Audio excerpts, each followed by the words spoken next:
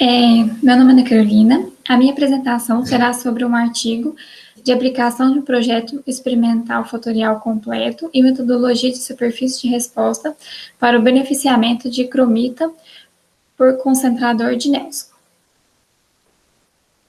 O minério de cromita é um mineral óxido que é a fonte mais abundante de cromo utilizado para diversos fins na indústria química, metalúrgica e refratária. Diferentes técnicas de beneficiamento, como separação por gravidade, flutuação ou separação magnética, podem ser aplicadas para remover os minerais de óxido de cromo da ganga ou do concentrado de cromita. Os equipamentos por gravidade são tecnologias promissoras para a recuperação da cromita. Esses concentrados de gravidade utilizam força centrífuga para aumentar a velocidade relativa da sedimentação entre partículas com diferentes tamanhos de densidade. A eficiência dos separadores centrífugos pode ser melhorada ajustando os níveis de funcionamento dos parâmetros, fornecendo as melhores condições de separação. No entanto, é muito demorado se testar todo o conjunto dos parâmetros em todos os níveis. Por essa razão, um programa de teste experimental bem desenhado é necessário para se determinar a resposta da separação do processo de cada fator. Hoje em dia, os planejamentos fatoriais têm sido usados com sucesso em muitas áreas do planejamento de experimentos para desenvolver modelos empíricos. Os objetivos do artigo são estudar os efeitos das variáveis operacionais, como a taxa de alimentação, a força centrífuga e a taxa de fluidização de água. Para a eficiência de separação do concentrador de Nelson, utilizando a metodologia de superfície de resposta e planejamento fatorial completo de 3 níveis, 3 fatores. Os métodos empregados foram a partir do efeito de diferentes parâmetros operacionais de eficiência de separação por Nelson, investigando uma abordagem do projeto experimental fatorial de 3 níveis de 3. A lista de variáveis independentes, A, B, C, com os níveis codificados, são apresentados.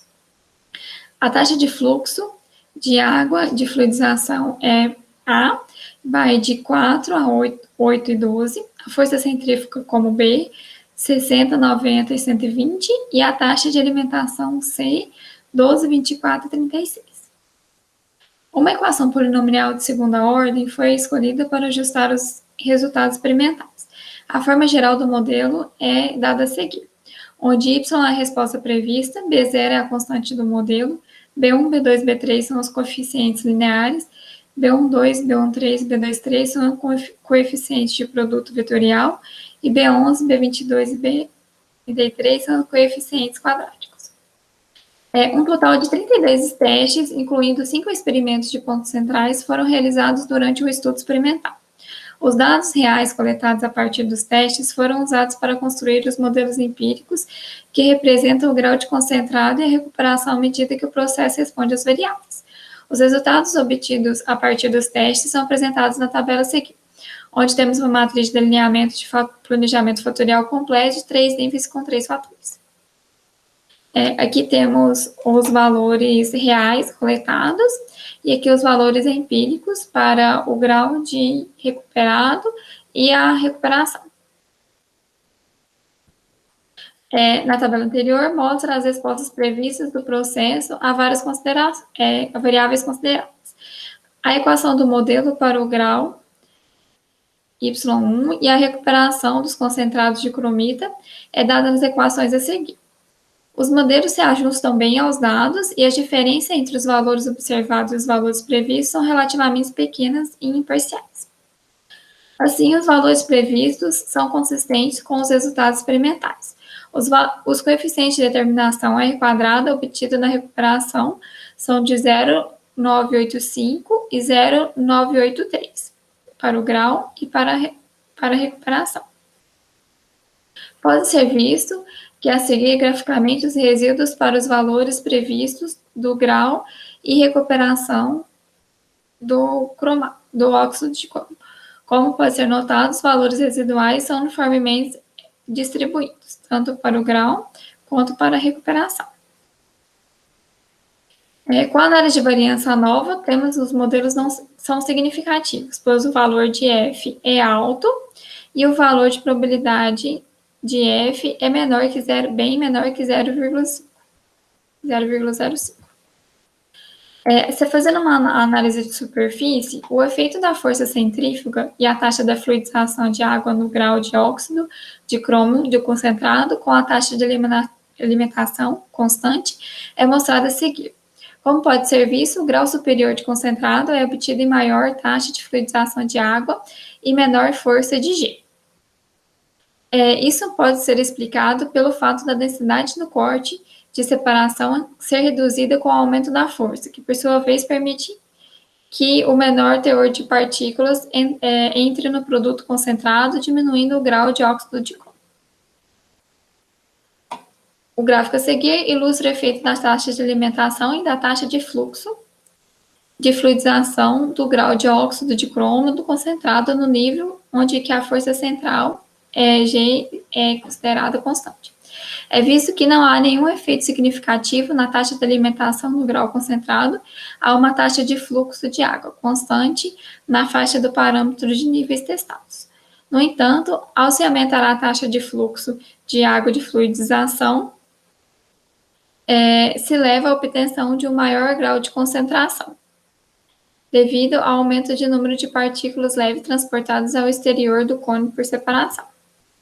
A figura a seguir se representa o gráfico da força centrífuga e da taxa de alimentação no grau de cromo no concentrador de Nelson, no nível central da taxa, onde a taxa de água de fluidização é constante.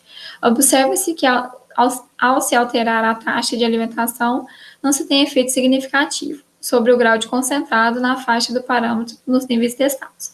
Por outro lado, o uso maior da força de G em uma taxa de alimentação resulta na diminuição do concentrado de cromo. A figura ilustra o efeito da força centrífuga e da vazão de água de fluidização na recuperação de cromo no concentrado Nelson.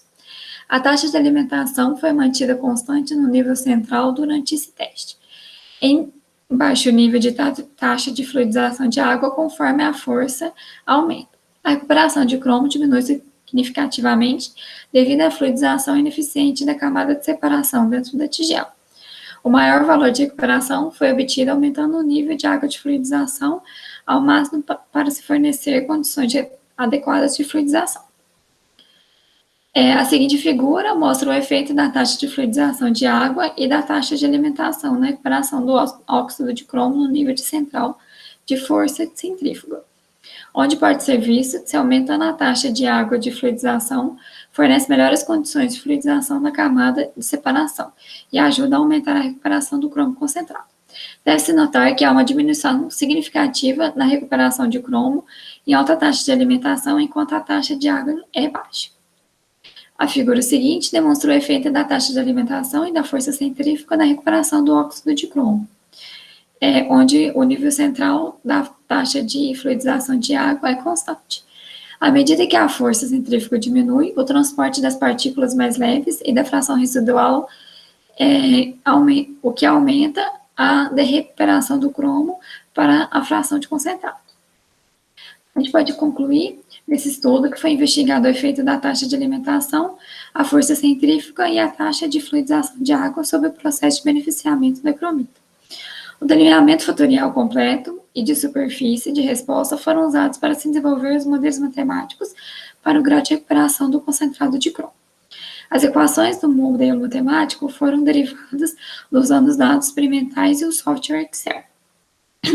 Verificou-se que os valores previstos estavam na consistência razoável para os dados experimentais.